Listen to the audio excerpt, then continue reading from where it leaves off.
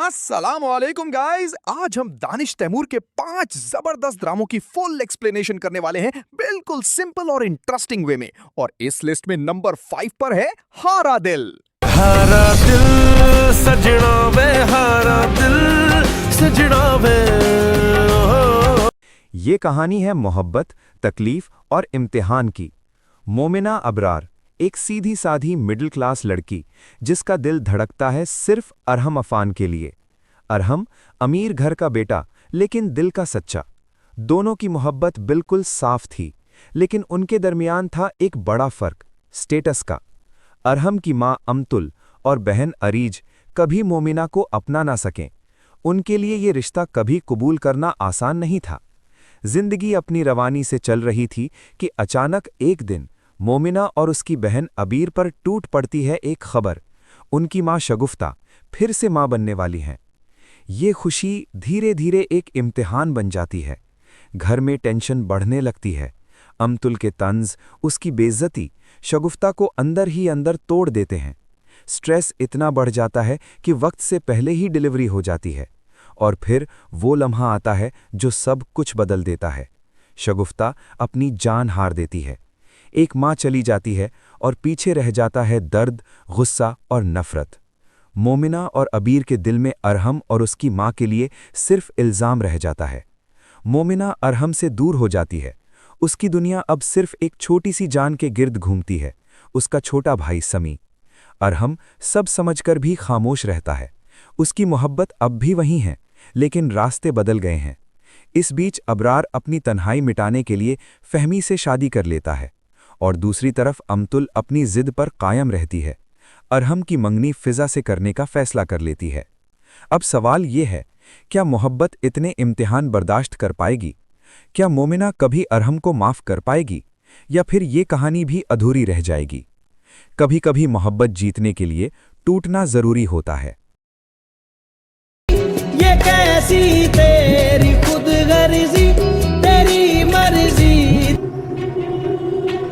शर्म लिहाज नहीं है, नशे में धुत होके गाड़ी चलाते हो। कोई है आगे पीछे तुम्हारे पूछने वाला या नहीं? अपने आप से मैं खुद ही पूछता हूँ। एक ऐसी कहानी जो प्यार, जुनून और बदलाव का पावरफुल मिक्स है। ये कहानी है महक की, एक सीधी साधी मिडिल क्लास लड़की जो अपनी फैमिली के साथ एक सिंपल जिंदगी जी रही होती है। लेकिन उसकी लाइफ उस वक्त कंप्लीटली चेंज हो जाती है जब शमशेर, एक अमीर और पावरफुल आदमी, उसे देखता है और उस पर जुनून की हद तक फिदा हो जाता है। शमशेर का प्यार असल में प्यार नहीं बल्कि ऑब्सेशन होता है। वो अपनी पावर और पैसे का इस्तेमाल करके महक की जिंदगी तबाह कर देता है। उसके वालिद को जेल भेज देता है और उसके मंगेतर एहसान को भी उठा लिया जाता है, सिर्फ इसलिए कि महक उसकी हो जाए। मजबूर होकर डर और प्रेशर के नीचे महक शमशेर से शादी के लिए हाँ कर देती है। लेकिन कहानी यहां खत्म नहीं होती। शमशेर के वालिद दिलावर महक को कबूल नहीं करते। वो उसे गोल्ड डिगर समझकर उसे मरवाने का प्लान बनाते हैं। एक फेक एक्सीडेंट के जरिए सबको लगता है कि महक मर चुकी है, लेकिन असल में वो जिंदा होती है और मुल्तान चली जाती है छुपकर। दूसरी तरफ एहसान बदले की आग में शमशेर को गोली मार देता है, लेकिन शमशेर बच जाता है। जब शमशेर मुल्तान जाता है सुकून की तलाश में, तो उसकी मुलाकात फिर से महक से होती है, और यहां से कहानी एक नया मोड़ लेती है। शमशेर को पता चलता है कि उसके अपने बाप ने महक को मरवाने की कोशिश की थी, और ये सच उसे अंदर से तोड़ देता है। वो सब कुछ छोड़ देता है, पैसा, पावर, फैमिली, सिर्फ महक के लिए। अब एक नया शमशेर सामने आता है, एक ऐसा शमशेर जो एरोगेंट नहीं बल्कि केयरिंग और हम्बल होता है।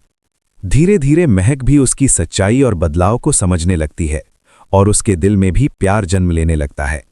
लेकिन किस्मत को कुछ और मंजूर होता है।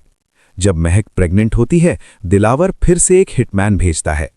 हॉस्पिटल के बाहर शमशेर महक को बचाते हुए खुद गोली खा लेता है। अपनी आखिरी सांसों में महक पहली बार शमशेर से अपने प्यार का इजहार करती है, और शमशेर हमेशा के लिए चला जाता है। एंड में दिलावर अपने गुनाहों का इकरार करता है और अपनी जान ले लेता है। महक को आधी दौलत मिलती है, लेकिन वह सब चैरिटी में दे देती है। 3 साल बाद महक अपने बेटे शमशेर के साथ एक नई जिंदगी जी रही होती है। अपने प्यार की यादों के साथ। ये कहानी सिर्फ एक लव स्टोरी नहीं, ये कहानी है जुनून से इंसानियत तक के सफर की। अगर आपको ये कहानी पसंद आई हो तो लाइक और शेयर जरूर करें।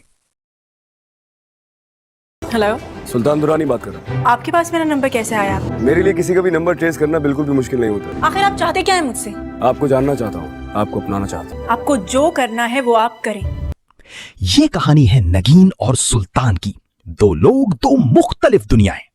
एक तरफ नगीन, एक सीधी साधी सेल्फ रिस्पेक्ट वाली लड़की जो मजबूरियों के बावजूद मेहनत करती है, और दूसरी तरफ सुल्तान, एक अमीर, पावरफुल और जिद्दी आदमी जिसको आदत है हर चीज हासिल करने की।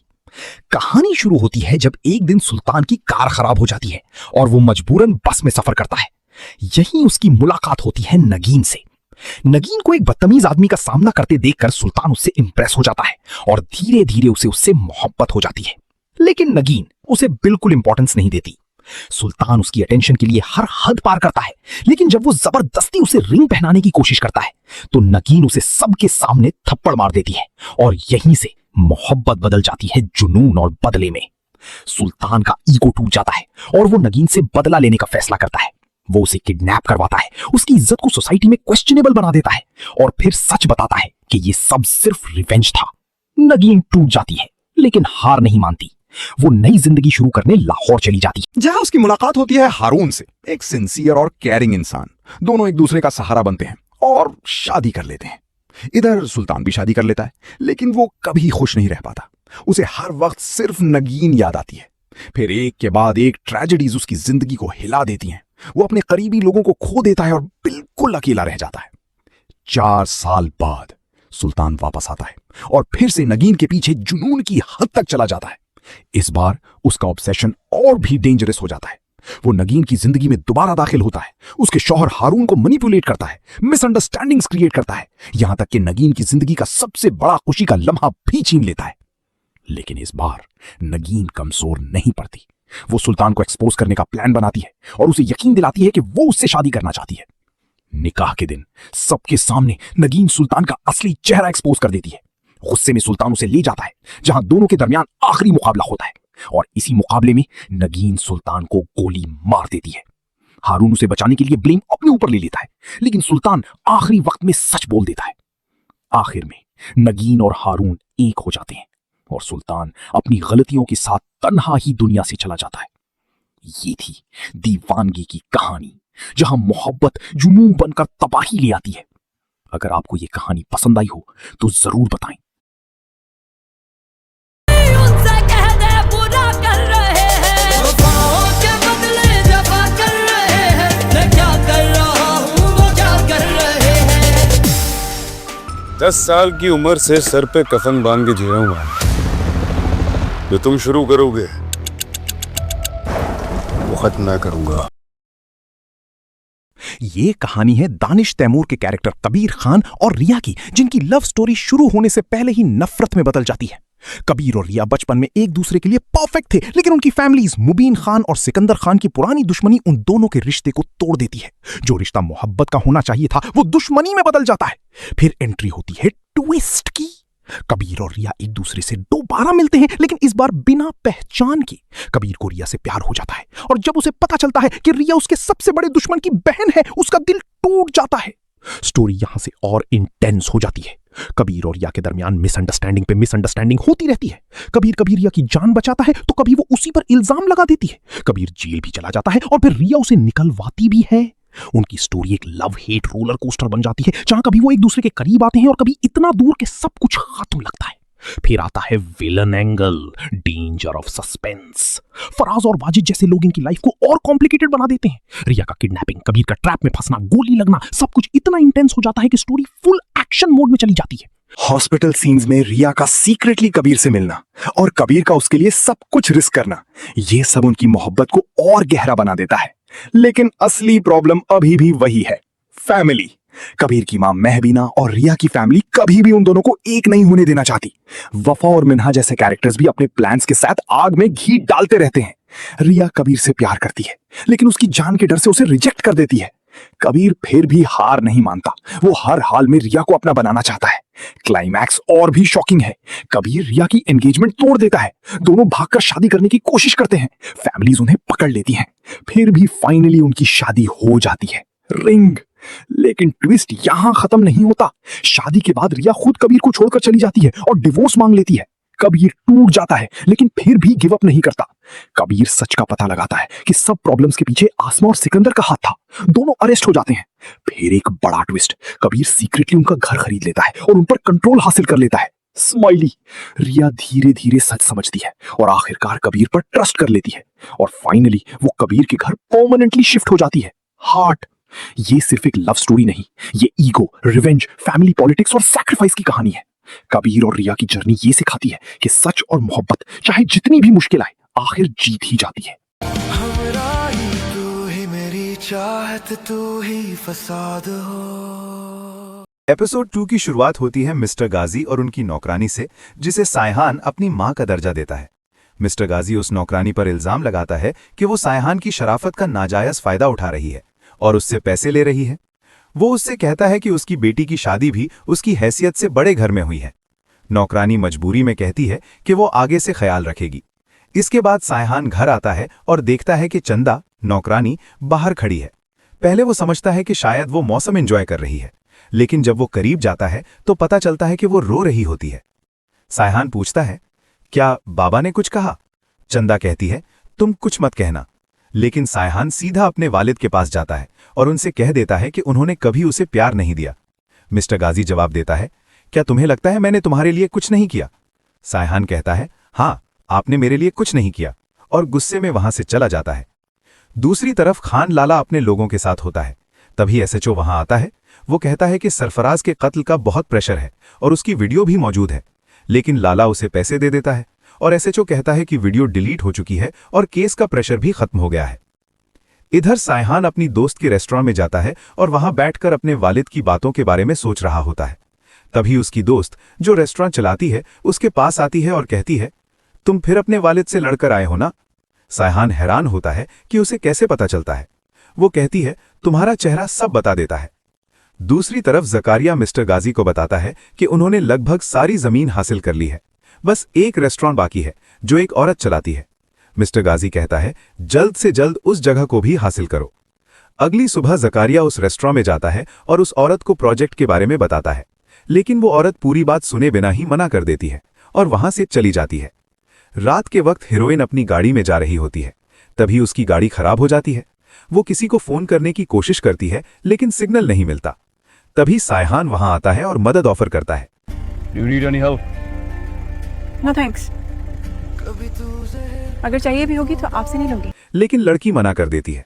सायहान के जाते ही कुछ चोर डाकू मोटरसाइकिल पर आते हैं और उसका सारा सामान छीनकर भाग जाते हैं। दोबारा सायहान वापस आता है और फिर मदद ऑफर करता है, लेकिन लड़की इस बार भी मना कर देती है। फोन क्या स्नैचिंग हो गई? असल में स्नैचिंग हो गई। और उल्टा इल्जाम लगाती है कि गुंडे उसने भेजे थे। सायहान गुस्से में वहां से चला जाता है। इसी बीच मिस्टर गाजी को पता चलता है कि रेस्टोरेंट वाली औरत टर्किश है और उसने जमीन देने से मना कर दिया है। इधर लड़की की गाड़ी में एक फोन रह जाता है और वो सिग्नल पकड़ने के लिए बाहर खड़ी होती है। तभी और लोग आते हैं और उसे जबरदस्ती ले जाने की कोशिश करते हैं। और तभी सायहान दोबारा एंट्री लेता है। वो हवा में फायरिंग करता है और उन लोगों को भगा देता है। उसे शक होता है कि ये गाड़ी उसकी कंपनी की है और जब वो पूछता है तो एक आदमी कहता है कि ये उसके भाई जकारिया की गाड़ी है। लड़की फिर भी सायहान पर इल्जाम लगाती है और उसके साथ जाने से मना कर देती है, लेकिन इस बार सायहान जबरदस्ती उसे अपने साथ ले जाता है। वैसे कितनी कमाई हो जाती है रोड पे डकैतियों के अंदर? और लड़कियों को धमकाना बिल्कुल फ्री। और हॉस्पिटल छोड़ देता है। बाद में सायहान रेस्टोरेंट में जाकर अपनी दोस्त को बताता है कि वो लड़की बहुत ही एहसान फरामोश है। दूसरी तरफ लड़की हॉस्पिटल में अपनी दोस्त को बताती है कि उसके साथ क्या हुआ और कैसे उसकी दोबारा मुलाकात उसी लड़के से हुई जिससे उसका एक्सीडेंट हुआ था। गाड़ी खराब हो गई थी और सोने पे सुहागा सबसे अकड़ू, खड़ूस और बदतमीज इंसान के साथ टकरा हो गया था। घर जाकर सायहान अपने वालिद को बताता है कि उनकी कंपनी की गाड़ियां गलत कामों में इस्तेमाल हो रही हैं और कोई उन्हें बदनाम करने की कोशिश कर रहा है। ये बात सुनकर मिस्टर गाजी जकारिया को वार्निंग देता है कि दोबारा उसका भाई वहां नजर नहीं आना चाहिए। अगली सुबह मिस्टर गाजी खुद जकारिया के साथ उस रेस्टोरेंट में जाता है। वो औरत को एक ब्लैंक चेक देता है। ये क्या है? Blank cheque. I can see that, लेकिन आप मुझे क्यों दे रहे हैं? तो क्या आप इसमें अपनी मर्जी का अमाउंट डालें? और कहता है अपनी मर्जी की कीमत लिखो और ये जगह छोड़ दो। लेकिन वो औरत चेक को फाड़कर उसके मुंह पर फेंक देती है। और इसी जबरदस्त ट्विस्ट के साथ एपिसोड 2 यहीं खत्म होता है।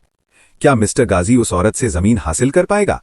क्या सायहान को अपने वालिद के कामों की सच्चाई पता चलेगी? और हीरोइन और सायहान के दरमियान ये तकरार कब रिश्ते में बदलेगी? ये सब जानने के लिए जुड़े रहिए और इंतजार कीजिए एपिसोड 3 का।